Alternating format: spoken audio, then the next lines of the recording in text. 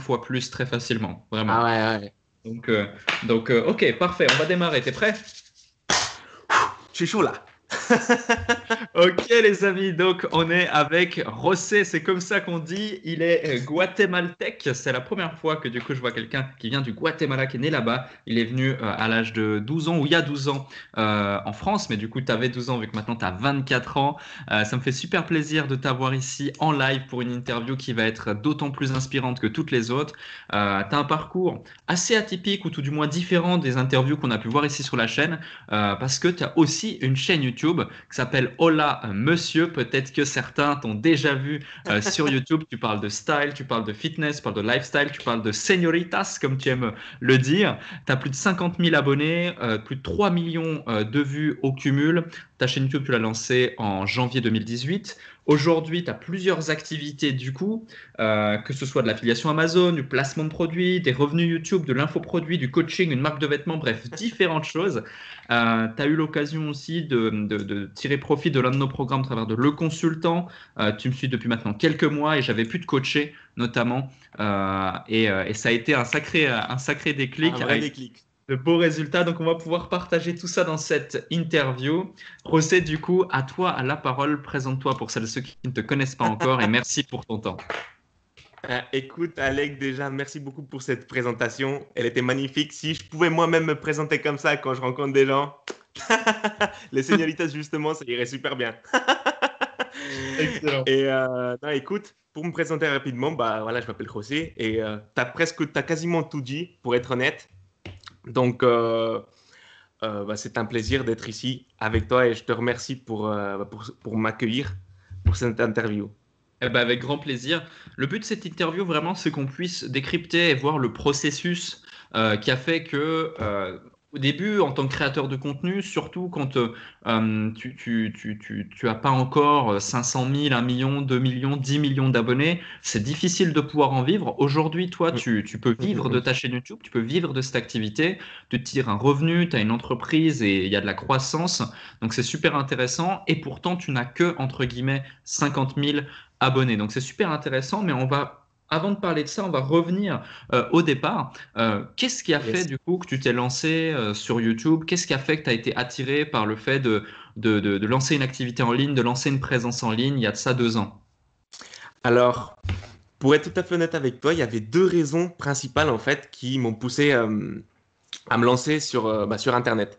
Déjà, il y avait cette idée de d'être libre de son temps et de pouvoir faire un petit peu ce qu'on veut quand on veut. Tu vois, c'était cette idée un petit peu visionnaire que je voulais à la base.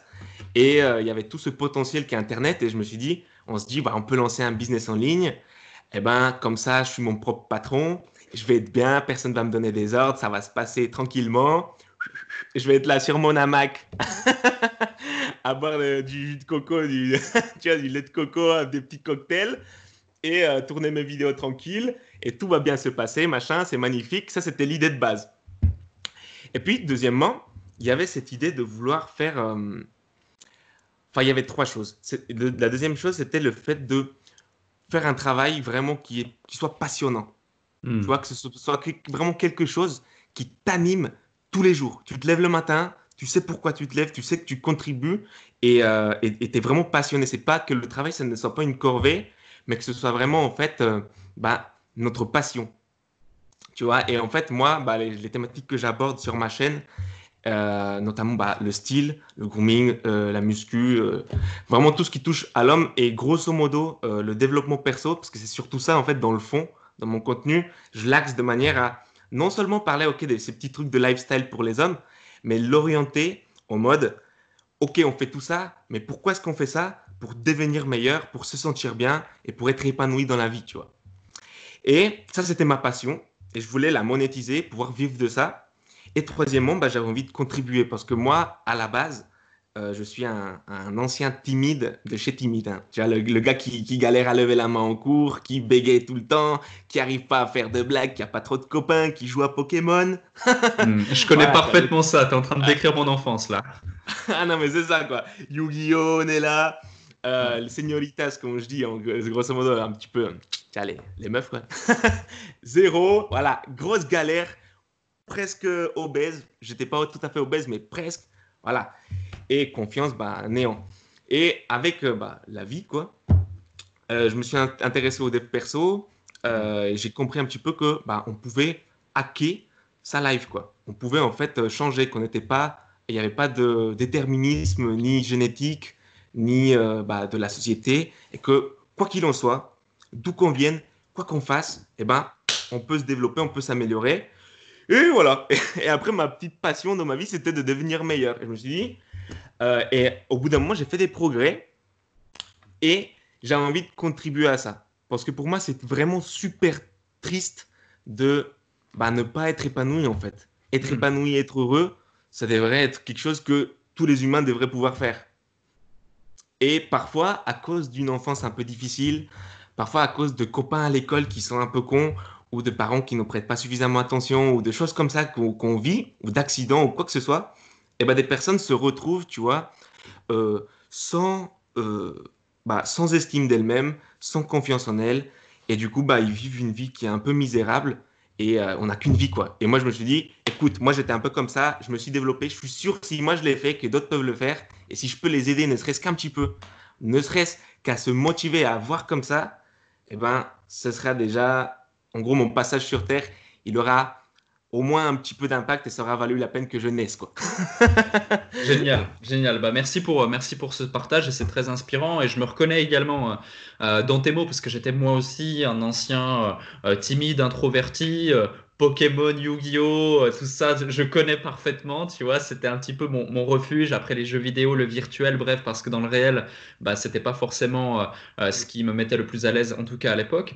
Et la grande question du coup que je peux te poser par rapport à ce passage de ta vie, c'est comment concrètement en tout cas, tu l'as vécu ou tu l'as perçu. Comment est-ce qu'on fait pour passer de quelqu'un de timide, introverti, qui n'est pas à l'aise, qui n'est pas sociable, qui se sent pas forcément bien dans sa peau, à aujourd'hui, quelqu'un comme toi, qui est joyeux, qui a de l'énergie, qui brille et qui peut inspirer des dizaines de milliers de personnes, des centaines de milliers de personnes sur Internet?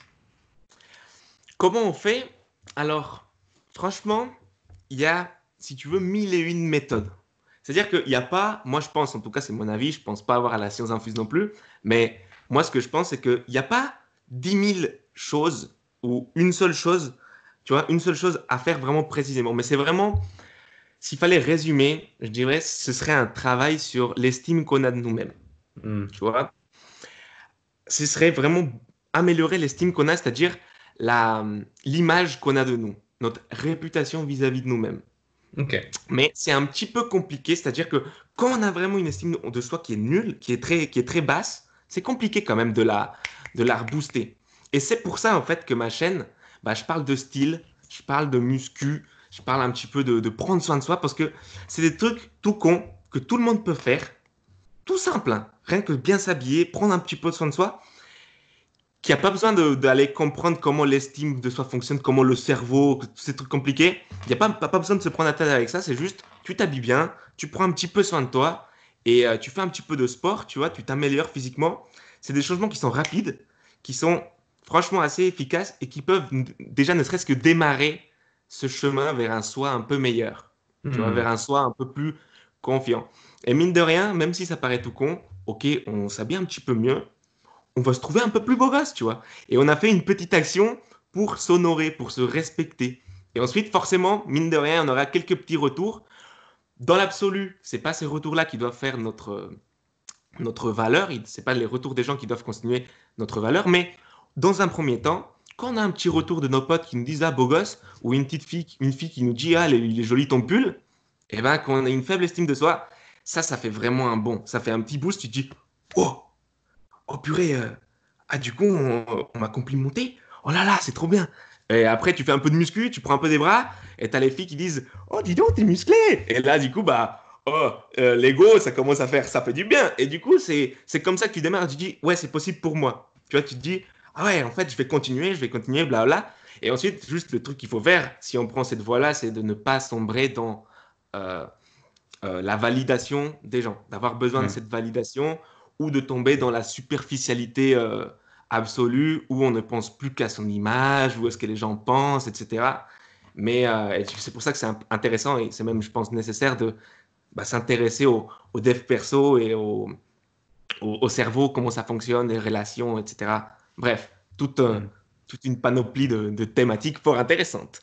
Ouais, mais je te rejoins et d'une certaine façon, c'est un petit peu le processus que moi aussi j'ai emprunté, où je faisais 20 kilos de moins, je me suis mis au sport, j'ai commencé à m'habiller un petit peu mieux, j'ai commencé à me considérer davantage, puis après tu arrêtes les jeux vidéo, donc tu sors un petit peu plus, donc tu commences un petit peu à bronzer, donc, et après tu Ouais. sociabilises, et naturellement t'as ce mouvement et tu sais pas trop comment l'expliquer, mais tu vas commencer à monter cet escalier et apprécier ce chemin. Donc c'est vrai que c'est important et surtout le plus important dans le concept que tu viens de partager ici, c'est la fin, c'est justement de ne pas tomber dans la validation, le besoin de se faire valider Ouais. par une tierce personne, par Mm, mm. d'autres individus, et aussi de ne pas tomber dans ce schéma de superficialité, d'ego, mais vraiment faire preuve d'humilité, faire preuve voilà, savoir aussi faire la part des choses et puis avancer intelligemment en ce sens. Donc ça, c'est parfait et ça l'est davantage, c'est davantage présent aussi dans l'intellect, c'est-à-dire dans l'intellect ou dans une compétence quelle qu'elle soit. C'est-à-dire que Ouais. le but, c'est pas à chaque fois de se dire c'est bon, je sais tout ce qu'il faut savoir et j'ai plus Ah ouais. besoin de personne. Au contraire, ça c'est justement souvent le syndrome on appelle Dunning-Kruger. Je sais que je sais, je ne sais pas que je sais et je sais que je ne sais pas. Ces fameux trois niveaux de compréhension et de savoir qui font que souvent on va faire face à la montagne de la stupidité, puis ensuite la vallée de l'humilité, la vallée de l'humilité pour pouvoir toucher ce bon niveau de progression pour tendre à aller être un expert. Et c'est extrêmement important à prendre en compte. Maintenant, du coup, tu passes de j'ai pas confiance en moi. Alors en plus, c'est là aussi où c'est d'autant plus respectable et honorable dans ton parcours. C'est que au début, donc tes 12 premières années de ta vie, tu es au Guatemala, donc tu es né là-bas. Ouais. Ouais, Euh, ouais. Ta famille, du coup, était du Guatemala, j'imagine. Est-ce qu'ils sont venus Exactement. avec toi? Comment ça s'est passé? Tu es venu en Ouais. France? Ouais. En gros, si tu veux, moi j'habitais au Guatemala et j'habitais avec ma mère et ma sœur. Ok. Donc on vivait notre vie tranquille. Et puis ma mère a rencontré mon beau-père pendant un voyage d'affaires, si tu veux. Et après ils sont tombés. Mon beau-père il a fait un petit peu la séduction à la française. Et du coup bah voilà ils s'aimaient bien. Du coup on est tous partis rejoindre mon beau-père en France.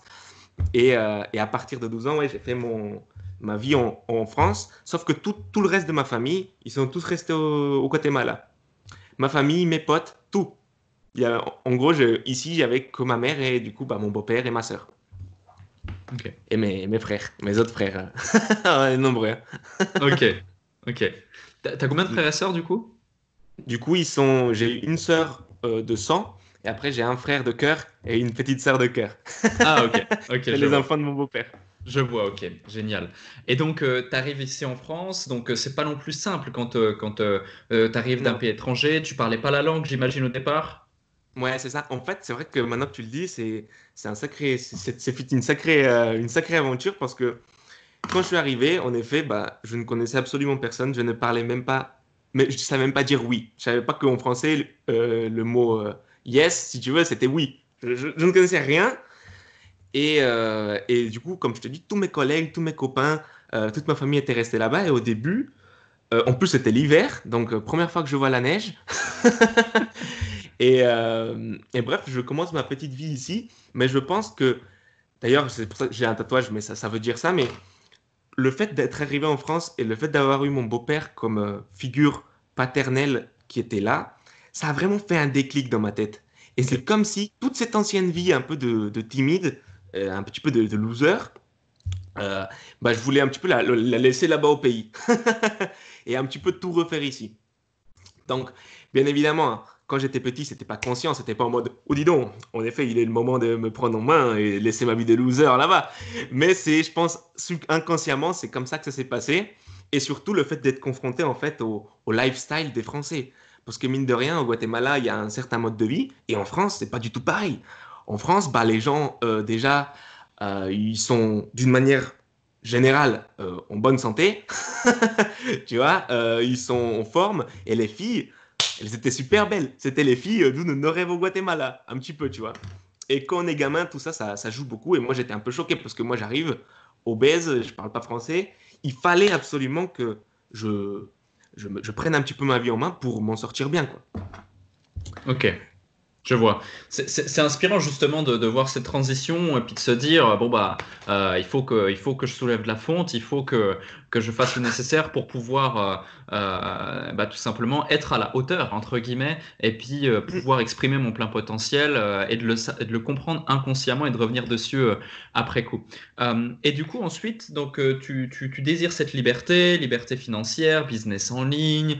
J'imagine que effectivement, tu vois plein d'acteurs du marché français qui sont sur YouTube et qui te disent business 100% automatique, on peut vivre sur Internet, le petit cocktail, les pieds en éventail, etc. Et tu te dis, ah, je veux ça moi aussi, je veux ça moi aussi. Et là, tu te lances sur YouTube. Mais YouTube, il faut le savoir, bah, c'est comme une immense botte de foin, mais vraiment la plus Mhm. grande que vous pourriez imaginer, qui fait des kilomètres et des kilomètres. Et vous, vous Ah êtes une ouais. petite poussière, une petite épingle, et vous venez commencer à créer une chaîne et mettre des vidéos. Donc c'est très compliqué en organique. En organique, ça veut dire on va se baser uniquement sur la vision native, naturelle que YouTube va bien vouloir nous donner par rapport à la visibilité que nous, YouTube va bien vouloir nous donner par rapport à nos vidéos. Alors que du payant, bah, on va mettre de l'argent et YouTube va nous propulser, va nous mettre de la visibilité auprès d'une audience qu'on aura ciblée. Or là, toi, tu démarres vraiment de zéro en organique avec une petite chaîne YouTube. Tu mets ta première vidéo en ligne, qui est aujourd'hui d'ailleurs la vidéo la plus vue de ta chaîne YouTube, il y a de ça 2 ans. Et tu me disais juste avant cette interview, on échangeait, parce que c'est clair, on n'a pas 50 000 abonnés, 3 millions de vues. Et aujourd'hui, chaque vidéo que tu sors, c'est entre 5 000, 20 000, des fois même plus encore de vues. Tu en fais 2 par semaine qui plus est. Et derrière ce qui se passe, c'est que tu me dis, bon, bah, je comprends pas trop pourquoi, mais j'ai un peu de chance. Et YouTube me Mhm. met en avant et c'est ça qui m'a fait tenir et qui a fait que j'ai continué. Explique-nous un peu le processus dans lequel tu as démarré YouTube et comment ça s'est passé. Bah, en fait, en effet, moi au début, j'avais cette espèce de fantasme, cette idée de vouloir avoir un business en ligne complètement automatisé pour pouvoir siroter tranquillement à la plage des trucs. Pendant que mon business, il tourne tout seul et comme ça rend du cash en automatique. Et donc, bon, moi, j'ai commencé à la base un petit blog dans lequel, tu vois, vraiment, ça s'est fait, euh, comment dire, ça s'est fait progressivement parce que là, tu vois, quand je te parle de ce que je fais sur YouTube, quand je Mhm. t'explique vraiment quel est le but de ma chaîne YouTube et quelle est moi ma mission, d'aider les gars justement à se sentir mieux, ça c'était pas comme ça. C'est pas un truc que quand je me suis dit, allez, je me lance sur YouTube, qu'est-ce que je vais bien pouvoir faire? Eh ben, je vais créer un business qui va aider les mecs à être plus confiants et à être épanouis dans leur vie en passant l'action et tout. Enfin, ça s'est pas du tout passé comme ça. C'est en mode, bon, qu'est-ce que je peux faire? Au début, c'était vraiment comme ça. Qu'est-ce que je peux faire? Qu'est-ce que moi j'aime bien? Parce que si je fais ça, c'est pas pour faire un truc chiant. C'est pour faire quelque chose que moi j'aime. Donc moi, qu'est-ce que j'aime bien? J'aime bien le style, j'aime bien ça, j'aime bien ça. Allez, bah, je vais faire une chaîne à la base. Au début, j'ai ouvert un blog sur le style, juste ça, juste sur le style. Et j'ai commencé à faire des articles, tu vois, sur ce blog. Mais en fait, ce qui se passe, c'est que ces articles-là, ils n'avaient rien d'unique.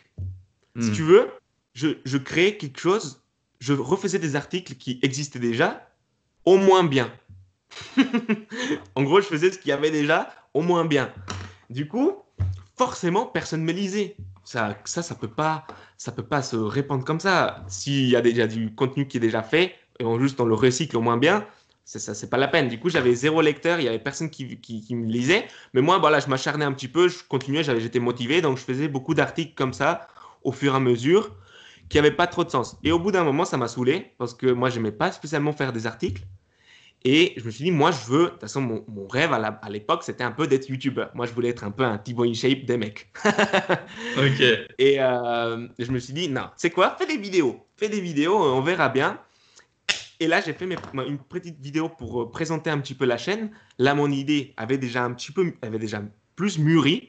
Donc, c'était plus juste le style, mais c'était cette idée-là d'aider les gars à être plus épanouis et plus confiants par les 4 piliers que j'aime bien appeler, quoi. Enfin, le grooming, le style, le charisme et le fitness. Enfin, bref. Et du coup, c'est comme ça que j'ai démarré. Et quand je te parlais de facteur chance, c'est que vraiment, ma deuxième vidéo, elle a tout de suite, entre guillemets, marché. Elle s'est un petit peu positionnée dans l'algorithme. Donc, j'ai eu de la chance, mais pas que de la chance, parce que mine de rien, c'est une vidéo qui traite d'un sujet pilier dans le style. C'est les 10 vêtements basiques indispensables de la garde-robe masculine. En gros, c'est la base de la base du sujet. Donc, c'est quand même une vidéo qui a quand même tendance, mine de rien, dans les moteurs de recherche à être recherchée. Et elle n'était pas, si tu veux, dans le marché francophone, en tout cas, elle n'était pas du tout. Il y avait personne qui l'avait fait. Donc, le fait que moi je l'ai fait, ça m'a, mine de rien, un petit peu positionné. Elle a fonctionné. Mais j'insiste sur le facteur chance. Vraiment, pour tous, surtout par exemple, pour les personnes qui nous regardent, qu'elles comprennent bien, selon moi, que pour YouTube et pour les personnes qui veulent vraiment créer une grosse communauté, moi je crois sincèrement que si c'est fait pour nous, si c'est quelque chose euh, qu'on doit faire et on le fait pour les bonnes raisons, YouTube va nous aider. Tu vois? Moi je le crois vraiment ça. Que mine de rien, l'algorithme, ok, il y a plein de techniques, mais le facteur chance, il est primordial. Et si on fait tout le temps la même chose, tout le temps, et pour les mauvaises raisons, bah, on va toujours faire cette vue, cette vue, cette vue, 10 vues, et ça va jamais marcher. Il faut tout le temps se remettre en question, et il faut le faire pour les bonnes raisons, et que comme ça, je trouve que l'algorithme, bah, justement, il va venir un petit peu comme il l'a fait avec moi. C'est mon Génial. avis, ah ouais. Mais ton avis est extrêmement pertinent d'une part, et là j'identifie notamment plusieurs clés, notamment deux qui me sautent aux yeux et qui sont essentielles et que j'ai vraiment envie de partager. C'est la première. Effectivement, tu as créé ce que l'on appelle un mécanisme unique. Tu t'es dit, il faut que je sois différent de la masse pour pouvoir faire en sorte que mon contenu soit attractif, soit lu, soit regardé et apprécié. Premièrement, et ça c'est la clé, parce que beaucoup de gens lancent un blog, etc., ou vont faire des vidéos pour faire des vidéos, mais vont pas se dire c'est quoi ma personnalité, qui je suis, qui j'ai envie d'aider, à qui j'ai envie de parler, et laisser exprimer justement leur personnalité et ne pas mettre un masque ou rentrer dans un rôle qui n'est pas le leur, tout ça pour penser que ça va plaire à l'audience. Ce qu'il faut Ah comprendre, c'est qu'il faut vraiment que les gens, moi souvent j'ai des gens qui me rencontrent lors de séminaires ou lors d'interviews ou de déplacements ou autres, et qui me disent, c'est dingue, j'ai l'impression de te connaître. Mais c'est vraiment ça l'objectif. Quand quelqu'un vous dit ça en face, c'est qu'en fait, vous êtes authentique lorsque vous avez la caméra allumée ou lorsque vous n'avez pas de caméra allumée. Il faut être la même personne et il faut justement être différent de tout ce qu'on peut voir sur le marché. Et le deuxième point, la deuxième clé qui est juste formidable, et bravo à toi d'avoir mis ça en place, c'est qu'il faut quand même avoir conscience, pour ceux qui nous regardent, c'est que, et d'ailleurs, mettez un like pour cette vidéo, j'oublie à chaque fois de envoyez faire le des call to pouces action, bleus, des pouces bleus à fond sur cette vidéo. Dites-nous en commentaire abonnez-vous. si vous reconnaissez là-dessus. Abonnez-vous effectivement et allez voir la chaîne YouTube de José. Hola monsieur, justement, par rapport à ça. Et c'est juste dingue. Et le deuxième point, c'est le fait que tu arrives dans un pays, tu parles pas un mot. Et quelques années plus tard, tu lances ta chaîne YouTube, tu lances un blog, tu écris des articles. Il y a des gens, ils sont nés dans ce pays, ils osent pas faire ça parce qu'ils se trouvent 10 000 excuses. Toi, tu as encore cet accent un petit peu justement hispanique, etc. Et au lieu de te dire, mais les gens, ils vont rien comprendre, ils vont pas apprécier, au contraire, t'en fais une force, t'en fais un branding. Hola, monsieur, ça veut dire ce que ça veut dire. Tu parles des amigos, c'est le nom de la communauté que tu as donné, donc tu as donné un nom à ta communauté. Tu parles des señoritas pour justement parler des femmes, et tu sais que c'est Ouais. un sujet qui marche super bien sur YouTube lorsqu'on est un homme, etc., etc. Donc tu crées en fait une sorte de mini écosystème qui fait que ton élément unique, ton mécanisme unique et tes faiblesses, si on peut appeler ça comme ça, ou tout du moins les challenges auxquels tu fais face parce Ouais. que tu as un certain passé, eh bien, tu l'utilises comme une force. Et ça, c'est Ouais. vraiment une leçon juste dingue qu'il faut absolument qu'on souligne et qui fait, à mon sens, la personne que tu es aujourd'hui sur YouTube, mais pas que. Il n'y a pas que YouTube aujourd'hui, parce qu'effectivement, affiliation Amazon, placement de produits, revenu YouTube, infoproduits, et on va en parler. On a fait notamment un coaching qui t'a fait faire de très beaux résultats, l'équivalent Yes. de 6 mois de revenus en quelques jours seulement. Donc, c'est plutôt intéressant. Les vêtements, les coachings. Donc, en gros, maintenant, il y a quand même quelque chose qui tourne, qui tourne et qui se met bien en place. Donc, c'est vraiment super, c'est vraiment super intéressant. C'est vraiment une note qui, à mon sens, doit être soulevée. Ouais. Ouais, et vraiment, je reviens sur le point que tu as très bien souligné, c'est que pour de vrai, ceux qui regardent cette vidéo, qui veulent se lancer sur YouTube ou qui veulent créer leur business en ligne, il faut bien comprendre que ça sert à rien d'essayer d'être quelqu'un d'autre. Ça sert à rien d'essayer de faker qui on est, faker ce qu'on pense, machin. Il n'y a pas besoin. C'est comme dans la vie. Comme quand vous voyez une meuf, ça sert à rien d'essayer de lui faire semblant que ça vous fait rire ce qu'elle fait, alors que c'est pas drôle. Ça sert à rien de s'inventer une vie. Et justement, il faut prendre un petit peu nos... ce qui fait qu'on est unique en fait. Il faut prendre toutes les choses qui font que vous êtes unique. Moi, par exemple, c'est le fait que je sois guatémaltèque, qu'avant j'étais un loser, que j'aime bien les señoritas. Bref, tous les trucs qui font que moi je suis comme je suis, qui je suis, mon histoire, et l'utiliser pour, comme tu as dit, pour en faire une force. Et c'est super important parce que c'est ce qui fait qu'on est différent. Parce que si on, comme je vous disais, si on recycle des trucs qu'on a déjà vus partout, bah c'est du déjà vu. C'est chiant. Et si on veut que ça marche un minimum, eh ben, je suis persuadé que ça, c'est une clé fondamentale. Il n'y a pas besoin d'essayer d'être quelqu'un d'autre. Ça, c'est sûr et certain. Hmm. Ouais, à 100%. Maintenant, du coup, donc tu sors ta première vidéo, elle se positionne, elle fait 1000 vues, puis après ça commence à grandir, etc. Aujourd'hui, elle est à presque 300 000 vues ou 250 000 vues, je ne sais plus exactement. Je suis allé voir juste avant. Et après, tu sors une deuxième vidéo, une troisième vidéo, une quatrième vidéo. Aujourd'hui, je pense que tu as des dizaines de vidéos sur ta chaîne YouTube, peut-être même plus. Ouais. Euh, Comment ça se passe? Quel est le processus de croissance justement de ta présence sur Internet et dans quelle échéance tu lances du coup l'affiliation, les placements de produits? Mm, mm, mm. Quand est-ce que tu arrives à en vivre? Explique-nous un petit peu ce parcours de vie d'entrepreneur sur Internet. Alors, on peut appeler ça parcours de vie ou parcours du combattant. Excellent. C'était C'est là où un je voulais en sacré. venir.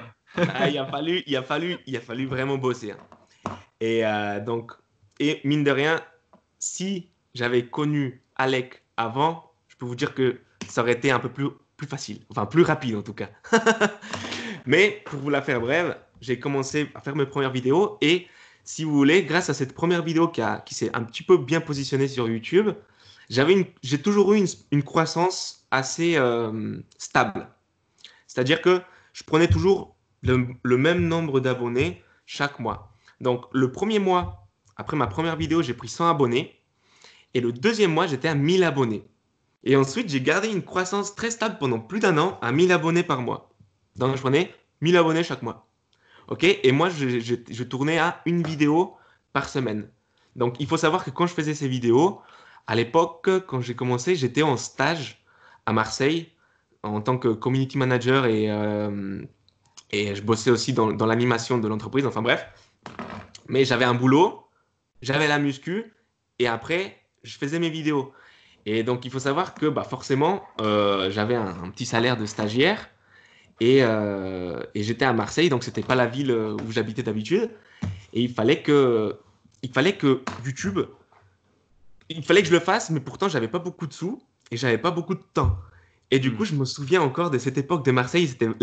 Pour le coup, c'était vraiment le parcours du combattant parce que je me levais, j'allais bosser, je partais à la muscu, j'allais à la muscu, je rentrais, je bossais jusqu'à, putain, 2 3 heures du matin. Et après, je me relevais le lendemain matin, éclaté. Il y avait un petit café, il y avait un petit commerce arabe qui était ouvert. J'allais leur prendre des gros boîtes de café. Oh, je les tapais tous comme ça le soir parce que je m'étais dit, je fais une vidéo tous les vendredis soirs. Si il était jeudi et j'avais pas fini, enfin si on était vendredi, oh, je dormais pas. Je ne dormais pas. Et donc, mine de rien, on se dit une vidéo. Aujourd'hui, la vidéo, je vous la fais comme ça. Je la tourne en 2 secondes. Le montage, un montage chiné en 1 heure, c'est fait. Mais parce que aujourd'hui, j'ai développé les skills, les compétences. Mais à l'époque, rien que juste tourner la vidéo, rien que l'écrire, ça me prenait un temps ouf. Et il a fallu vraiment que bah, je charbonne, quoi. Je charbonne, je charbonne. Et mine de rien, je faisais pas spécialement des vues. J'avais pas non plus des millions de vues. Et je générais, bah quoi, 30 euros avec la pub Google, même pas. À l'époque, j'avais pas le droit encore à la monétisation YouTube. Donc, Hmm. comme ça au début, Marseille, gros challenge. Bosser, bosser comme ça, une vidéo par semaine. Et au bout d'un moment, j'ai fait 2 vidéos par semaine. Et cette petite croissance est toujours restée la même. 1000 abonnés comme ça chaque mois. Mais du coup, j'arrivais à maintenir en fait mon audience. C'est-à-dire que les abonnés augmentaient, mais les vues ne restaient pas bloquées. J'arrivais à augmenter les vues au fur et à mesure que les abonnés augmentaient. Et puis après, bah, forcément, je travaille sur mon contenu. J'essaie de m'améliorer, de toujours apporter plus de qualité, ne serait-ce que dans ma façon de m'exprimer, mais aussi dans le montage, dans la structure des vidéos, le temps pour comment dire, garder l'attention, faire des choses pour garder l'attention des viewers, tout plein de petits détails, des petits détails qui font la diff en fait. Voilà. Et j'ai continué comme ça, comme ça, comme ça. Et puis, j'ai eu des phases où j'étais vraiment chaud, 2 vidéos par semaine. Après, un petit peu moins, 1 vidéo par semaine. Des phases un petit peu de down, parce que forcément, on rencontre des phases de down, surtout quand on n'arrive pas à monétiser ses compétences, qu'on n'arrive pas à monétiser la chaîne, on a un boulot à côté, etc. On se dit, mais pourquoi est-ce que je fais ça? Ça fait déjà si longtemps. On se pose des questions et on perd la motivation, mais il faut rester fort. Il faut rester fort et il faut rester... et il faut croire en fait au projet. Et c'est pour ça que je vous disais, c'est super important de savoir pourquoi est-ce qu'on fait le truc. Moi, je vous ai dit, c'était pour, OK, pour avoir une vie à me la couler douce. J'ai vite compris que j'allais pas du tout me la couler douce. Et surtout, bah, moi, ce que je voulais, c'était contribuer, aider les gars. Et c'était ça ma motivation. Je me suis dit, non, non, non, continue, continue, ça va le faire. Et comme ça, ta vie elle aura un vrai sens. Et voilà, c'est comme ça que j'ai réussi un petit peu à toujours continuer malgré le fait que je ne monétisais pas spécialement.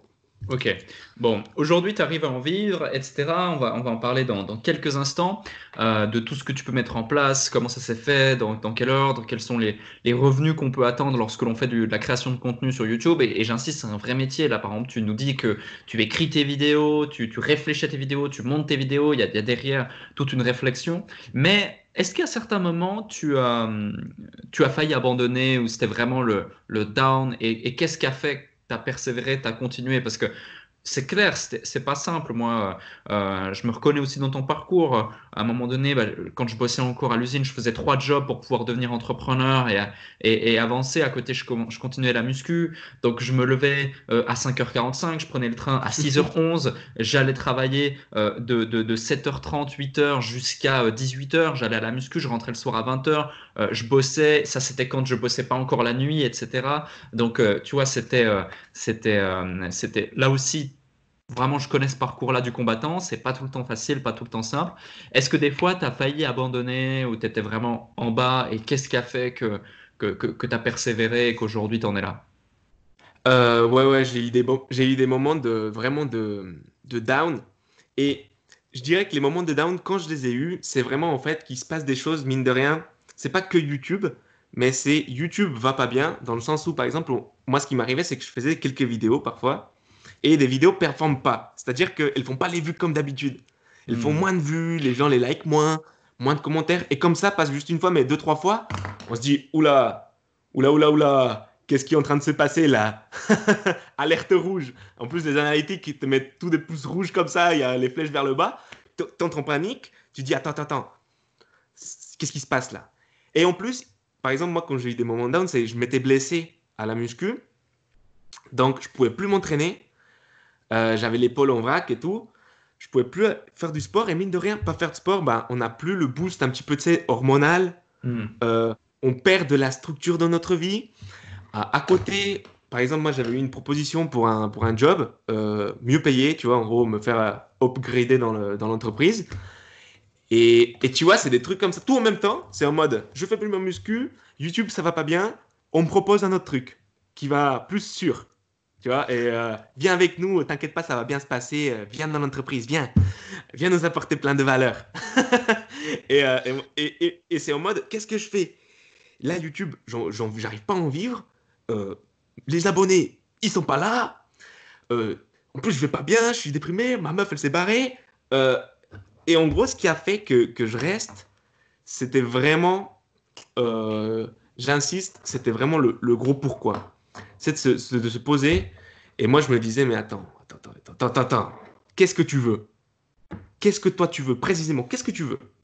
Est-ce que tu veux travailler pour cette entreprise? Est-ce que quand tes enfants vont parler de toi, quand tu seras mort, qu'est-ce que tu veux qu'on dise de toi?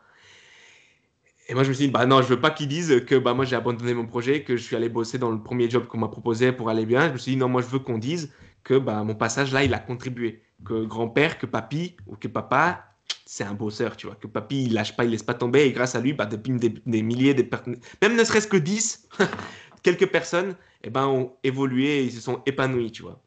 Avoir une espèce de legacy, comme disent un peu les Américains, une trace de notre passage. Moi, c'est ce que je voulais. Et du coup, bah, ça me permettait de me dire, Ouais, bah, ok, non, bah, laisse tomber. Je prends le choix, mine de rien, le plus dur maintenant, le plus hardcore, et je continue.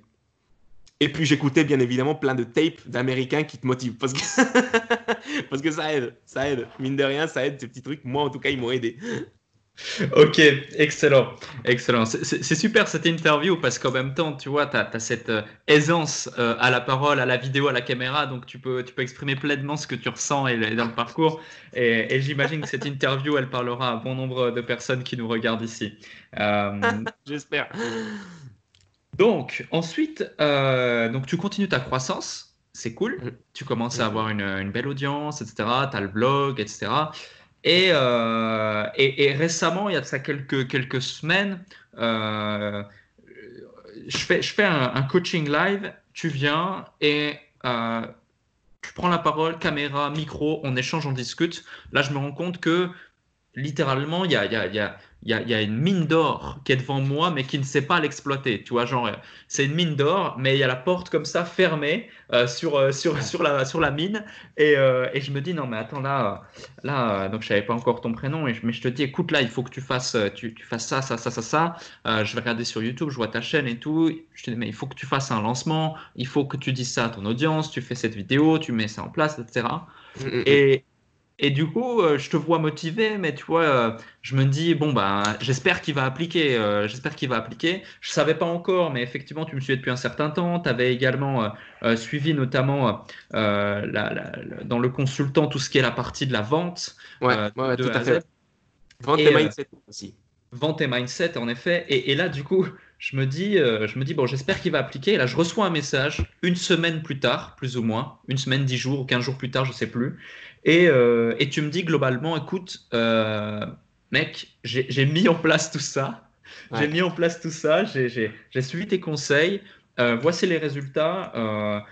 C'était un truc de dingue. J'ai fait 107 ventes de mon programme. C'est la première Mhm. fois que je mettais ça en place. Programme de formation, etc. dans la vidéo, blablabla. J'ai appliqué tout ça, etc. Et là, je me dis, waouh, t'as fait le déclic et surtout, tu l'as mis en Mhm. place rapidement sans te poser de questions. Ouais, Et, ouais, ouais. et ça, à mon sens, c'est l'un des dénominateurs communs de la plupart des gens qui réussissent, en tout cas dans nos programmes et dans nos coachings. C'est que nous, on a cette posture où on comprend, on maîtrise, on sait les stratégies qu'il faut utiliser, employer et comment il faut les faire spécifiquement, exactement d'un point de vue technique et d'un point de vue stratégique. Parce que, voilà, ça fait plusieurs années, on a pu accompagner des milliers de personnes à faire ça. Ce sont des dizaines de millions d'euros qu'on a contribué à faire générer en ligne sur ces dernières années avec nos équipes et nos coachs. Donc, voilà. Mais le problème, c'est quand tu remets en question et que tu te poses des questions, tu viens commencer à modifier ou de créer des schémas de pensée qui font que ça va pas donner les mêmes résultats. Toi, tu t'es Ouais. dit, peu importe, j'applique ce qu'il m'a dit le mec et tu as eu les résultats. Aujourd'hui, du coup, bah, explique-nous un petit peu ce processus que ce soit au niveau de la formation, au niveau du coaching, comment tu l'as ressenti, qu'est-ce que ça a changé en toi entre Mhm. l'avant et l'après en termes de personnalité, mais aussi en termes de résultats. Alors, en fait, il faut savoir que l'infoprenariat, tout ça, je connais dans les grandes lignes depuis dès le début de YouTube. Parce que comme je te dis, quand j'ai commencé YouTube, c'était pas pour le plaisir de faire des vidéos, faire du montage et de parler, hein. C'était pas comme les YouTubeurs classiques font. Là, c'était vraiment dans le but de créer une entreprise. Donc, j'avais déjà toute cette idée, tout le schéma de pensée de il faut faire des formations. Enfin, il est bon de faire des formations en ligne, vendre, etc., créer des trucs. Donc, dès le départ, je m'étais dit, un jour, il faudra que je crée une formation en ligne. Tu vois, dès le début, il y a 2 ans, hein. Et donc, j'ai commencé la chaîne, tout ça. Et le jour de l'appel, j'avais déjà, si tu veux, j'avais déjà dans ma tête un produit et, euh, et j'avais déjà un peu profiné une page de vente bien chinée et tout ça. Et, et juste, j'ai vu ton appel et je me suis dit, bah, tu sais quoi? J'ai vu le petit rond Instagram, je me suis dit, tu sais quoi, je vais aller, tu sais quoi, je vais aller voir ce qu'il fait là, Alec. Je clique, je vois que tu étais en train de coacher des gens, j'ai fait, là, c'est le moment, it's now or never. J'envoie plein de messages dans la section commentaires. Ouais, ouais, moi je suis chaud, ouais, machin. Coach-moi, coach-moi. Je fais plein de demandes d'appels, de sollicitudes pour passer. Tellement que quand tu étais en train de parler justement avec un collègue à toi, du coup, bah, vous étiez dans la discussion, je me disais, mon truc, ça va aller dans le passé. Je me déconnectais, je revenais et je refaisais un appel pour être sûr de tomber avec toi. Là, du coup, bah, tu acceptes ma requête Et là, tu commences à m'expliquer un petit peu ce que je pourrais faire. Et moi, à la base, j'avais une idée de faire une vente on va dire, mensuelle avec des lives chaque semaine et ce serait payant, tu vois. Sauf que après, moi, dans ma tête, j'avais toujours cette idée de faire une formation en ligne, une vraie formation solide. Et là, toi, tu me dis, écoute, tu as une mine d'or devant toi, il faut que tu fasses. Tu vas créer ta formation, ok? Sauf que tu vas pas la créer en complet, tu vas juste faire le lancement. Et après, t'inquiète pas, si ça se vend bien, tu le feras au fur et à mesure. Et c'est un concept que, je te jure, je connaissais. Je connaissais déjà. Je me disais, mais ça, c'est. Putain, mais tout le monde le dit. C'est le truc, voilà, c'est la base. Mais moi, ça faisait 2 ans que je le faisais pas. J'agissais pas, je le faisais pas. Et là, avec toi, tu me dis, écoute, moi, je l'ai fait. C'est comme ça que j'ai fait le consultant. Tu vois, la formation de consultant, c'est comme ça que je l'ai créé, machin. Là, au fur et à mesure. Et maintenant, c'est ce que c'est. Et là, je me suis dit, il a fait comme ça, lui? Il avait, et c'est ce que c'est? C'est-à-dire, qu'est-ce que c'est? C'est 6 modules vénères avec je sais pas combien de vidéos de je sais pas combien d'heures chacune, super complet, machin. Je me suis dit, ouais, attends, Alec l'a fait. Alec, en plus, m'a motivé là. Faut que je le fasse. Il n'y a pas moyen. Et donc, je t'ai dit à la fin, écoute, merci pour tes conseils et je te tiens au courant. Du coup, dès la fin de l'appel, je me suis dit, ok, là, mon offre que j'avais en place, je vais la changer. Je vais faire une offre d'un produit complet, vraiment super global. Je vais fixer un prix avec lequel moi je suis à l'aise. C'est peut-être pas le meilleur prix, mais allez, c'est bon, c'est pas grave. Je mets ce prix-là, on verra bien. Je modifie la page de vente. Là, je me prenais la tête depuis je sais pas combien de temps avec des mock-ups pour que ce soit le plus joli possible. Au final, j'ai même pas mis les mock-ups. Tu sais, j'ai fait quoi. Je suis passé à l'action, je me suis mis une deadline. Je l'ai fait. Après, au bout d'une semaine, en une semaine du coup de fenêtre d'ouverture pour les ventes, sans cette vente, les mecs super chauds, j'en revenais pas. J'étais là, je me suis dit, mais trop cool, ça y est, c'est bon. Et au final, j'ai un peu stressé parce qu'il n'y avait rien qui était fait. C'est-à-dire que j'avais quand même un plan bien solide, j'avais la structure de toute la formation, mais j'avais encore rien créé. Et pourtant, il y avait tous les bonhommes. Et je peux te dire que quand tu as tes 100 bonhommes qui sont derrière toi, qui ont payé, et il faut leur délivrer, t'inquiète pas que tu chômes plus. Après, procrastiner, ça n'existe plus. Se lever à 10 heures, il n'y a plus. Waouh, excellent, super inspirant. Donc, ça faisait 2 ans, je sais pas, rendez-vous compte, ça faisait 2 ans que tu Ouais. savais comment faire, tu savais quoi faire, tu avais créé la chaîne pour ça et tu le faisais pas. Et il a fallu ce déclic pour que tu le fasses. Et en une semaine, tu l'as fait, tu as eu des résultats. Ouais, c'est ça. Donc, voilà, il y a 2 ans, bon, j'avais dans les grandes lignes, mais évidemment, il y avait tout ce côté, il y a tout le côté marketing que je maîtrisais pas du tout. C'est-à-dire comment écrire une bonne page de vente, trouver les prospects. Il y a tout plein de choses, mine de rien, 2 ans, c'est pas 2 ans, j'étais là en mode j'ai envie de le faire, mais je le fais pas. Au mine de rien, on se forme, on apprend des choses. Et justement, grâce au consultant, tu vois les stratégies, tu vois un peu les trucs à faire, quoi. Donc, j'allais piocher un peu dans le consultant, j'allais piocher dans des livres de marketing, à gauche, à droite. Je prenais des infos et avec ces infos-là, j'ai pondu un truc. Mais le plus important, c'est qu'au bout d'un moment, je me suis dit, allez, il faut le faire là. Cale-toi, tu te mets une journée, tu écris ta page de vente. À la fin, tu as fini. Si t'as pas fini, le lendemain, tu finis. Mais au bout d'un moment, tu finis, quoi. Et Ok. grave, passe à l'action. Donc, mais ce qui m'a vraiment aidé, c'est vraiment ce déclic avec toi. Vraiment, j'en suis sûr que c'est le fait que tu m'as parlé, tu m'as dit, c'est vraiment cette espèce de motivation de se dire que c'est possible en fait. Il faut arrêter les conneries. Hmm. Comme j'aime bien dire, faut arrêter de faire le fragile et à se poser 10 000 questions à un moment, on fait et puis voilà. Hmm.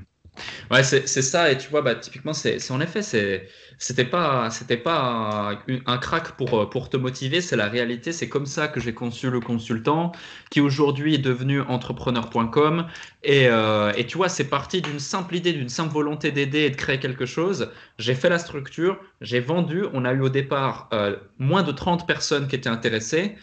18 mois plus tard, c'était plus de 2000 entrepreneurs qu'on a pu aider. Ça nous a permis de construire effectivement plusieurs entreprises. Aujourd'hui, c'est tout un groupe d'entreprises, tout un écosystème en physique, en digital, etc., etc. Et c'est aussi l'acquisition du nom de domaine entrepreneur.com pour avoir une communauté encore plus dingue, encore plus grande et élargir le spectre et pouvoir aider davantage d'entrepreneurs. Donc, tu vois, ça part d'une petite intention, mais surtout d'une réelle action aussi infime soit-elle. Et bravo d'avoir mis ça en place. Et je pense que c'est le début de quelque chose d'assez dingue. Et même si c'était un pré-lancement, même si effectivement le programme, tu l'as vendu à un prix juste dingue. C'est cadeau. Tu le vendais combien ce programme? Alors, le programme, je l'ai vendu, ouais, 49 euros. Donc, c'était donné. La vérité, c'est offert. Par rapport à la valeur qu'il y a, au bout du premier cours, je te dis, sur les 107, j'ai dû recevoir au moins 15 messages qui ont dit, rien que pour ce cours, ça les vaut. Ouais, mais ça Un m'étonne cours, hein, pas. sur au moins les 60 cours qu'il va y avoir. Ça m'étonne Donc, pas, tu vois. Même moi, sur le consultant, au départ, quand je l'avais lancé, si on prend en considération les possibilités de paiement, etc., au final, le prix s'est multiplié presque par 10, si on prend en considération les facilités de paiement du départ. Et même en le multipliant par 10, un an et demi plus tard, très clairement, c'est toujours cadeau. Donc j'ai hâte de voir ce que ça va donner sur les semaines et sur les mois à venir, en tout cas. Et aujourd'hui, donc, tu as plusieurs sources de revenus, notamment avec ta présence en ligne en général, ton blog, tes sites, ton Instagram, ton Facebook, ton YouTube, etc. Tu me parlais d'affiliation Amazon, tu parlais de placement de produits, tu me parlais de revenus YouTube, tu me parlais d'infoproduits, de coaching, de vêtements. Est-ce qu'on peut rentrer un petit peu dans les détails de ces points-là et ouais, tout à fait, ouais. dans quelle dynamique tu as mis ça en place? Comment ça se passe? Est-ce que déjà est-ce que tous les YouTubeurs sont millionnaires et on pense, tu sais, quand on voit certains YouTubeurs, on se dit, waouh, un jour je serai YouTubeur. Et je pense que tu t'es dit pareil au départ, waouh, un jour je serai YouTubeur. Tu fais 1000 euros, 1 euro les 1000 vues, voire même bien plus, et t'as tout qui est gratuit, c'est génial, et tu deviens millionnaire très rapidement, et blablabla. Est-ce que c'est un fantasme? Est-ce que c'est la réalité? Comment ça s'est passé pour toi? Alors, bah, évidemment, moi, dès le début, je savais que le modèle YouTuber, c'était pas un modèle qui est très bon. C'est-à-dire que il y a vraiment énormément de moyens de monétiser qui sont bien plus efficaces.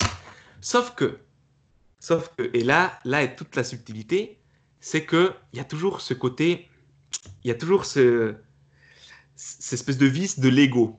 Tu vois ce Hmm. que je veux dire? Donc moi, je savais que c'était pas le bon schéma à suivre dans l'absolu, mais pour procrastiner intelligemment, je suivais la voie du youtubeur. C'est pour Hmm. ça que pendant 2 ans, j'ai sorti aucun produit informatique. Infopreneur, hein, je sais pas comment on appelle ça, un produit Un numérique, infoproduit. Ouais. un infoproduit. C'est pour ça en fait. Parce que dans ma tête, c'était, ouais, je vais être youtubeur, ça va le faire, on voit les marques. Et en fait, je procrastinais. Je prospectais justement des marques. Bon, ça valait le coup parce que mine de rien, c'est comme ça que j'ai trouvé mon partenariat avec Horace. En général, les marques qui te contactent, c'est jamais des très bonnes marques, hein. Pour les youtubeurs, je pense que vaut mieux contacter des marques avec lesquelles nous, on aimerait travailler. Tu vois? Hmm. Et bon, j'avais fait ça. En soi, c'était bien. Tu vois, c'était bien. Mais là, quand je vois que bah, en un mois, j'ai fait le chiffre que j'ai fait en 2019, enfin voilà quoi, tu sais, tu te dis, il n'y a pas photo quoi. Il n'y a pas photo et en plus, ça a duré une semaine de lapsus. Donc, pour répondre à ta question, au début, bah, je suivais le schéma classique, c'est-à-dire prendre l'argent des vidéos YouTube, un petit peu les marques, un petit peu par-ci, par-là, toujours avec cette idée de créer un produit que j'ai jamais fait. Et tellement j'ai poussé le vice de la procrastination intelligente, tellement j'ai poussé le truc plus loin par la peur justement de la communauté, de les décevoir, parce que maintenant, bah, je suis un méchant monsieur qui vend des produits. J'avais peur de leur réaction. Du coup, je me suis dit, non, non, non. Ok, bah, c'est quoi, vends des vêtements. Fais comme tous les youtubeurs, crée ta Hmm. marque de vêtements, et de toute façon, ta communauté te kiffe, ta communauté, elle est solidaire. T'inquiète pas, ils vont être là, ils vont t'acheter tes trucs. Je me suis dit comme ça. Donc, je fais des sondages YouTube. Ouais, les mecs, ça vous dirait que je fasse une marque de vêtements? Ouais, ouais, ouais, ouais, amigo. Vas-y, vas-y. Fais ta marque, ça va être trop bien. Ouais, ouais, ouais. Tu sais, comme ça, plus de 2000 réponses. Et je dis, ouais, vous préférez quoi? Des t-shirts de qualité, vraiment chinés, machin, des t-shirts pas trop chers, qualité un peu médiocre, ou entre les deux? Fais-nous un truc de qualité. Toi, tu nous parles de qualité sur tes vidéos. Faut que ça suive, tu vois. Faut que c'est comme ça. Fais Made in France. Je me dis, ouais, allez, on fait ça. Je vais leur faire une marque de vêtements pépite. Ça va être trop bien. Donc, je commence à avoir les fournisseurs. Je commence à me prendre la tête comme ça. Ouais, machin, les produits, le coton bio. Ouais, Made in France, l'usine, qu'est-ce que vous me faites, machin? Un bordel sans nom. Le design de la marque, le site web de la marque, le stock. j'appelle, machin. Je paye 5000 balles comme ça pour avoir 300 t-shirts euh, que j'ai sorti de ma poche, de mes économies, tu vois. Voilà, pour avoir les t-shirts. Ça arrive, je suis là avec les gars. Ouais, les amigos, les t-shirts sont là, bientôt disponibles et tout, il n'y a pas de problème. Je vous montre pas le design, mais vous allez kiffer. Et du coup, je sors les vêtements et là je fais, ça y est les mecs, les t-shirts sont là. Allez, machin, ça va être trop bien. Je me prends la tête sur After Effects pour te faire une vidéo pas possible, trop classe, de 30 secondes. 10 ventes.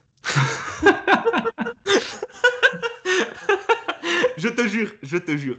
10 ventes. Lendemain, 20 ventes. 25 ventes au total. Des t-shirts. 25 t-shirts vendus, tu te rends compte? Ça m'a fait, je crois que ça avait fait à peu près 600 euros. Un truc comme ça, 600 ou 700. Dégoûté, dégoûté, dégoûté, dégoûté. Tout cet acharnement, tout le bordel avec les fournisseurs, la livraison qui a pris 1 mois et demi de retard. Ah ouais. Enfin bref, un bordel sans nom. Et moi, j'avais cette idée je me suis dit, ben, c'est pas grave, ma communauté, elle est là. Je me suis dit, ma communauté, elle va me soutenir. De toute façon, je suis leur youtubeur. Je leur apporte masse de valeur chaque semaine, plusieurs fois par semaine, avec du contenu chimique, divertissant, inspirant. Tout ce que tu veux, je les mets méga bien. Je réponds à tous les commentaires. Je réponds à toutes les questions qu'ils me posent sur Instagram. Je leur réponds à tout. Je suis le mec le plus cool de YouTube. Je fais tout ce que je peux en tout cas. 20 ventes. Et là, ça m'a fait un gros déclic. Je me suis dit, j'ai pas ragé contre eux, tu vois. Au début, j'ai un petit peu ragé contre eux. Je me suis dit, oh, mais les bâtards, un peu, putain, moi, je les mets bien depuis 2 ans. Ils sont pas capables de m'acheter un t-shirt 25 euros, quoi. Tu vois. Et, euh, et là, tout d'un coup, je me suis dit, j'ai réalisé, en fait, l'erreur monumentale que j'ai fait. C'est que, et je me suis, en fait, c'est cette erreur de se positionner en tant que youtubeur et se dire que notre communauté bienveillante, eh ben, elle nous doit bien ça, elle va prendre soin de nous, elle va nous acheter des trucs pour nous faire plaisir. Et ça, c'est le problème. Moi, j'ai créé des t-shirts qu'ils allaient acheter pour me faire plaisir, au lieu de créer quelque chose dont ils avaient besoin. Hmm. Et en fait, les gars, ils n'avaient pas besoin de t-shirts, en fait. C'était l'hiver. C'était l'hiver. T'as pas besoin d'un t-shirt en hiver. Mais moi, je me disais, c'est pas grave, ils vont me l'acheter. Pas du tout, pas du tout. Et ils n'ont pas besoin d'un t-shirt made in France super cher, super qualité, parce que bah, de toute façon, ils n'ont pas l'argent pour se payer des trucs comme ça. Enfin, ils préfèrent l'investir dans autre chose, dans autre chose. Et forcément, comme je suis une petite entité, je peux pas me Hmm. permettre d'avoir des marges. Tu vois, rien que les coûts d'expédition, ils sont super élevés. Donc voilà, on peut pas faire des prix cassés avec des bons produits. Donc forcément, c'était cher. Personne n'a acheté. Erreur fatale. Mais j'ai compris au moins qu'il ne faut pas créer des trucs parce que les gens, tu penses qu'ils vont te l'acheter parce qu'ils t'aiment bien ou acheter des trucs parce qu'on pense que c'est ce qu'il y a de mieux. Il faut faire un truc que les gens ont besoin. Voilà. Il faut vendre ça. Et même si je le savais, on ne le réalise pas tout le temps, tu vois. On ne met pas toujours en application parce qu'on est Hmm. con. Moi, parce que j'étais con. Ouais. C'est un partage super, super intéressant, d'autant plus avec cette conclusion qui est la base même de créer un produit, de mettre en place une offre, etc. C'est répondre à un besoin, savoir agiter ce besoin, faire en sorte qu'ils comprennent qu'on vient combler ce gap entre leur situation actuelle, leur situation désirée, qu'on va faire abstraction des peurs, des frustrations, des objections, des croyances, etc., qui font que ça les empêche d'aller à cette situation qu'ils désirent atteindre et vraiment avoir les résultats. Excellent, excellent conseil, superbe analyse et super parcours. Et souvent, effectivement, les YouTubeurs vont commencer à mettre ça en place ou vont pas oser vendre quelque chose et ça va être compliqué, ou alors vont devoir des fois accepter des placements de produits avec lesquels ils sont pas forcément alignés. Donc c'est vrai que c'est un peu un conflit interne qu'un YouTuber peut avoir, notamment avec sa communauté, notamment si on a cette peur de se dire mais ma communauté, ça fait 2 ans ou 1 an que je la développe, qu'est-ce qu'ils vont penser de moi ensuite? Est-ce qu'ils vont rester? Est-ce que je vais être un méchant monsieur qui vend quelque chose comme tu Ouais, dis? Euh, ouais, donc c'est tout à fait compréhensible. Donc ouais, aujourd'hui, oui, excuse-moi. ouais. Et je voulais rebondir là-dessus. C'est que, euh, par exemple, j'ai fait ça en connaissance de cause. C'est-à-dire que je savais déjà qu'il faut vendre des produits que, bah, dont le client il a besoin pour répondre à un besoin fort. Mais c'est pas ce qui est super important, et ça je l'ai compris justement avec toi, c'est que ok, c'est super important de savoir les choses, mais le plus important c'est quand même de les appliquer et de fermer ta tête et d'arrêter de faire en fait de se trouver des excuses à gauche et à droite. C'est ça le plus important, vraiment de dingue. C'est ça qui est ouf. C'est que moi, ce que j'ai envie que les gens retiennent là, c'est que je sais qu'il y en a plein qui regardent, qui savent déjà tout. Tu vois, il y en a plein qui regardent, qui savent déjà toutes les stratégies à faire. Mais à un moment, faut les faire, quoi. Et, euh, et c'est pour ça que c'est important aussi de s'entourer des personnes qui sont dans le délire et qui motivent, comme toi. Parce que si, mine de rien, j'avais pas eu cet appel avec toi, peut-être que je serais encore en train de travailler sur les mock-ups, tu vois.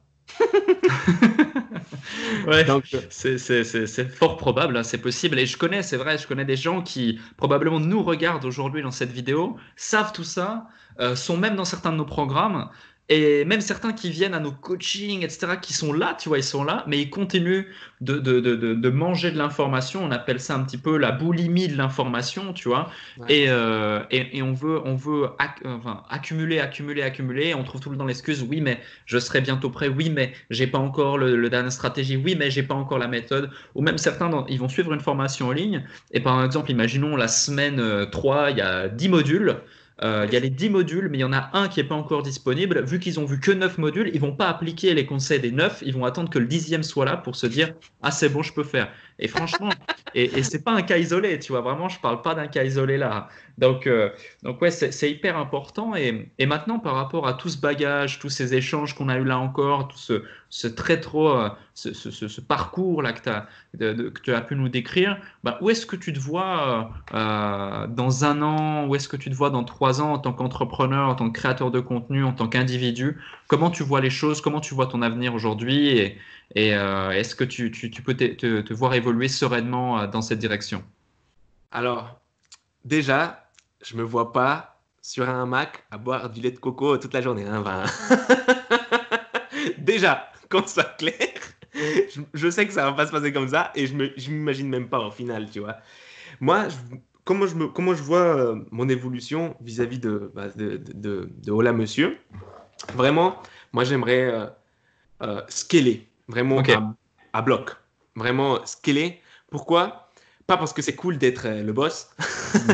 mais surtout parce que ça, ça me permettra d'impacter encore plus de monde d'une manière encore plus forte. C'est juste ça. Et donc, moi, ce que je veux vraiment, dans un an, je me vois avec plusieurs formations, c'est-à-dire au moins deux grosses formations. Une, là, celle que j'ai lancée sur l'estime de soi et le fait de s'épanouir, et une autre sur le charisme. Ça, ce serait les deux formations que je lancerai là dans cette année, en tout cas.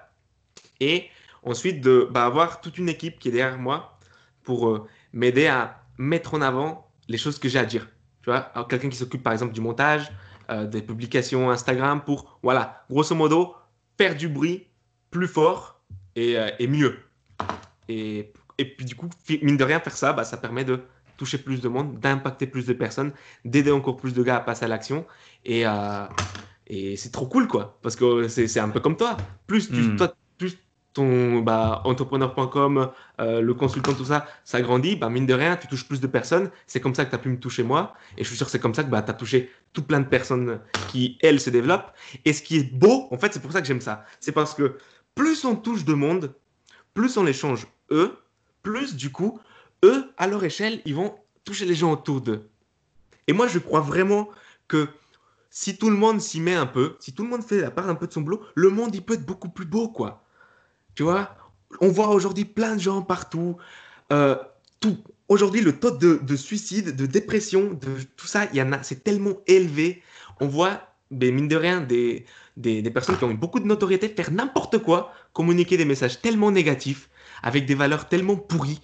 Et, à cause de quoi? À cause, si tu veux, de la société. Mais en tout cas, faut pas se plaindre de ça, c'est comme ça. Mais nous, en tant qu'individus, si tout le monde s'y met un petit peu, on peut contribuer à rendre le monde un peu meilleur. Comme ça, nos enfants, ils vont être dans un endroit où il est cool de grandir, et nos petits-enfants aussi, et etc. Et voilà. Et on fait que notre passage, il compte, quoi.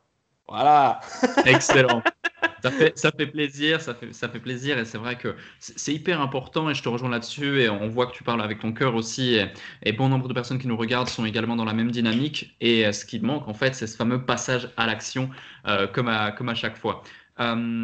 Si tu pouvais du coup prendre un engagement face à ça, étant donné que voilà, tu as ta vision claire, le but c'est d'avoir un impact encore plus grand, de structurer davantage toute ta présence, quel serait l'engagement que tu pourrais prendre là sur une échéance de 1 an dans ton développement, dans ta croissance publique, que tu auras plaisir Ok. du coup à, yes, que tu auras plaisir du coup à revoir dans quelques semaines, dans quelques mois ou dans 1 an, et tu te diras, yes, bah, j'en étais là, je me suis fait cet engagement et voici où j'en suis maintenant.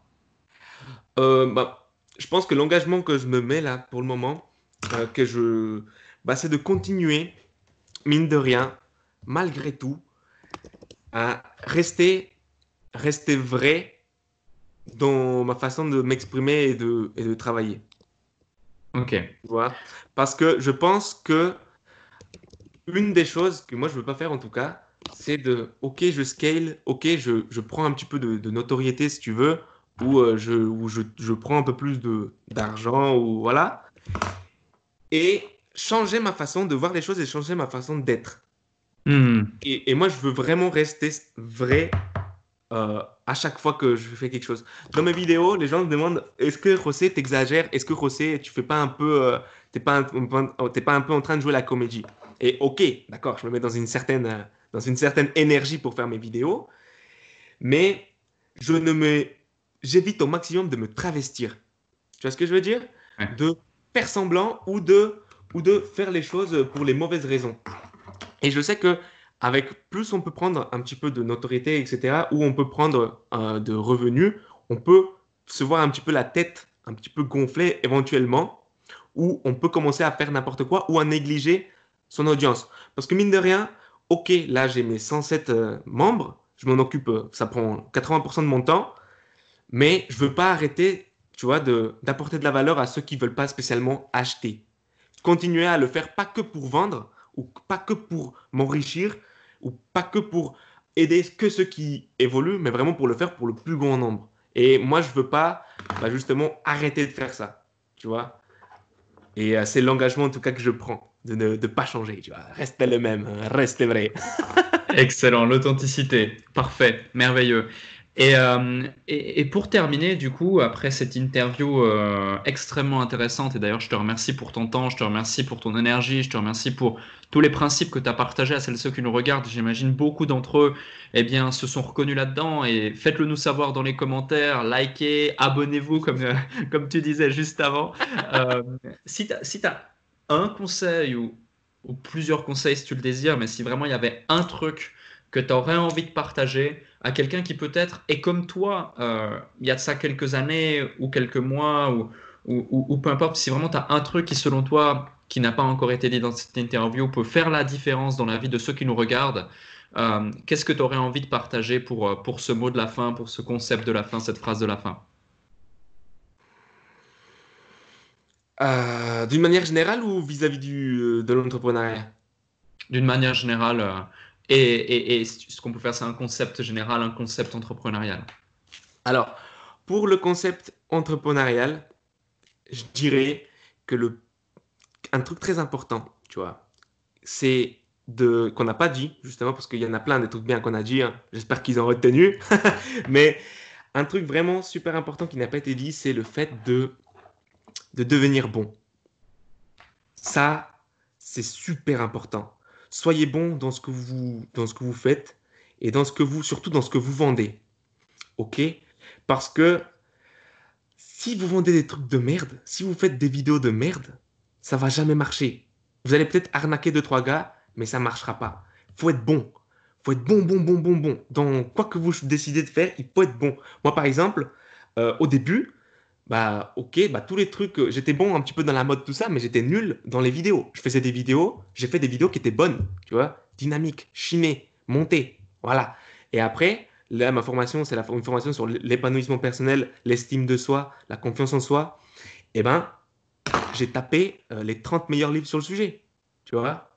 Je me suis formé vénère, j'ai appris à fond. Et maintenant, je maîtrise le truc, quoi. Et c'est que comme ça qu'on peut apporter de la valeur et quelque chose qu'on crée soi-même. Parce que je vois beaucoup, hein, parce que j'en connais des infopreneurs et tout, des personnes qui créent des formations, mais c'est du copier-coller de quelqu'un d'autre à leur façon, machin. Non! Soyez unique, unique et bon. Parce qu'il n'y a qu'en étant bon que vous allez pouvoir vraiment exprimer votre authenticité, votre unicité, non seulement dans votre personnalité, mais aussi dans les produits que vous faites. Ça, je pense, c'est super important et ce serait le mot de la fin d'un point de vue entrepreneurial. Merveilleux. Qu'est-ce que tu en penses? Mais Bien sûr, mais moi c'est ce que je répète souvent, élément différenciant et surtout être bon, voire même être excellent dans son domaine, toujours promettre moins, délivrer plus, chercher à donner toujours plus que ce qu'on peut initialement donner, c'est essentiel, ne serait-ce que pour les fidéliser, mais aussi pour les satisfaire et surtout pour les satisfaire. Et derrière, en même temps, en étant bon et en sachant où on est bon, on peut venir amplifier ça et du coup devenir excellent dans ce domaine. Et c'est un peu contre-intuitif parce qu'effectivement, depuis le début de notre vie, à l'école, ce qu'on fait, c'est qu'on entoure les erreurs en rouge et on nous dit, bon, c'est bien, t'es pas trop mal en maths, mais t'es mauvais en français. Il faut bosser ton français pour avoir la moyenne. Alors que le but, c'est surtout pas d'être dans la moyenne. C'est d'être excellent, voire même d'être une anomalie complète de marché, tellement vous êtes merveilleux et excellent dans un domaine. Et donc, d'identifier typiquement si vous êtes bon, je reprends les maths par exemple, d'identifier qu'ok, on est bon en maths, c'est pas grave, on n'est pas super bon en français, on peut le mettre un peu de côté dans la vie entrepreneuriale quand on veut vraiment chercher à creuser un trou de 100 mètres plutôt que 100 trous d'un mètre. Et là, on va faire en sorte d'être le meilleur dans son domaine, le number one dans son domaine, le numéro un dans son domaine et apporter tellement de valeur dans un domaine en particulier que aucun autre sur le marché pourrait ne serait-ce que nous égaler. Et ça, je te rejoins à 200%. Le but, c'est d'être bon. Et c'est bien. Et ce qui est beau aussi, c'est que tu décris le fait que ça vient progressivement. Faut pas non plus se dire, ah, je suis pas encore le numéro un au monde dans tel ou tel domaine, donc je peux pas encore me lancer. C'est pas ça. C'est vraiment de se dire, il faut le faire maintenant, mais il faut avoir conscience qu'on doit constamment s'améliorer et évoluer. Tout à fait. À 200%, je te rejoins. Voilà. Et après, pour le conseil ultime de la vie, j'aurais dit que il faut se respecter. Vraiment, un conseil. Et mine de rien, ça rejoint vraiment le côté entrepreneurial, mine de rien, mais c'est se respecter et c'est ça. C'est-à-dire que vendre un produit, être bon dans ce qu'on fait, c'est se respecter, quoi. Et pouvoir délivrer plus que ce qu'on propose, c'est pouvoir, mine de rien, dormir sur ses deux oreilles. Enfin, voilà, tranquille. Je sais pas si c'est ça l'expression en français, mais pouvoir dormir tranquille. Et c'est se respecter, respecter ses clients, mais c'est respecter soi-même. Voilà, parce que si on fait n'importe quoi dans le business, si on fait n'importe quoi dans la vie, comment tu veux après avoir des résultats qui suivent? Impossible. Parce qu'on n'est pas tout seul. On travaille avec des personnes et si on ne se respecte pas soi-même, les gens ne vont pas nous respecter. Et je pense que c'est essentiel ça. Voilà. Parfait. C'était le conseil de la fin. Merci à toi pour cette superbe interview. C'était vraiment un plaisir de partager cette heure avec toi.